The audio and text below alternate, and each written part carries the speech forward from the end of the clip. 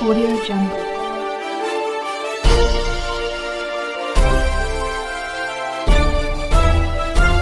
Audio Jungle.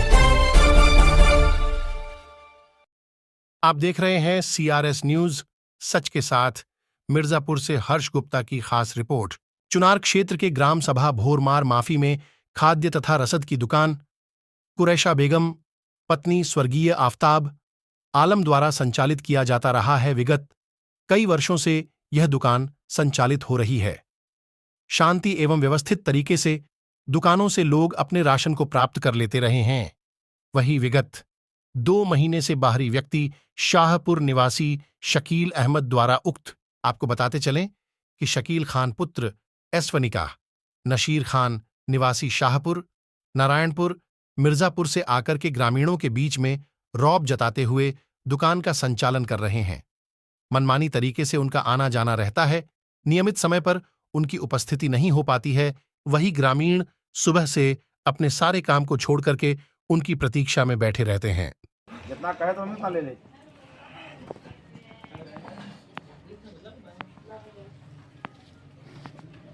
रखिए कौन भैया ये संसार पाठक भोरमार माफी नारायणपुर मिर्जापुर का निवासी हूँ।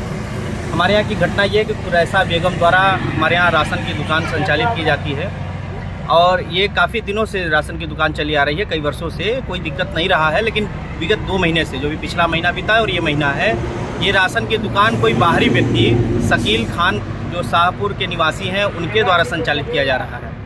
जैसा कि लोग बताते हैं कि शकील खान अब इस दुकान को चलाएँगे और जब तक इनकी इच्छा होगी ये चलाते रहेंगे। मामला ये है कि आज मैं सुबह राशन की दुकान पर राशन लेने गया था और पिछले 3-4 दिन से राशन बट रहा था। काफ़ी भीड़ वगैरह के बाद आज हम लास्ट में गए। कल भी गए, कल तो ये आए ही नहीं थे। आज जब गए तो 6 किलो चावल और 4 किलो गेहूं जो कि 2 यूनिट पे मिलता है, उस हिसाब से चावल पे उन्होंने कहा कि मैं 9 किलो दूंगा, 1 किलो नहीं दूंगा, काटूंगा। चावल महंगा है, लेकिन गेहूं और चावल दोनों लेंगे तो पूरा मिल जाएगा। तो ऐसे में 6 किलो चावल के लिए उन्होंने कहा कि आप दे दीजिए, झोला अंदर पैकिंग हो जाएगी, वज़न कर दिया जाएगा। वज़न करा लिए और गेहूँ के लिए क्या भैया आप खुद ले लीजिए। गेहूँ जब हम लेने गए, गेहूँ भर लिए झोले में और उसको वज़न करना चाहे तो उनका जो सहयोगी व्यक्ति था, उसका मुझे नाम नहीं मालूम है, उसने तुरंत मेरे हाथ को झटक दिया।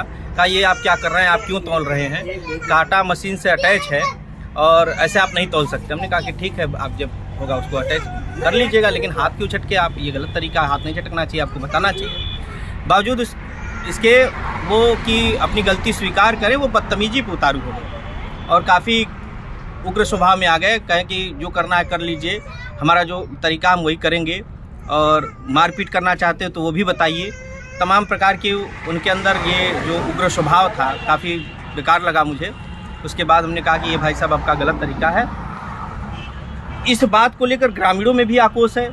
पिछले 2 महीने से एक तो ये जो शकील खान है, ये पहले ग्रामीणों को पहचानते नहीं हैं, जानते नहीं हैं, ना गाँव वाले इनको जानते पहचानते। हमारा गाँव 2 भागों में बटा हुआ है।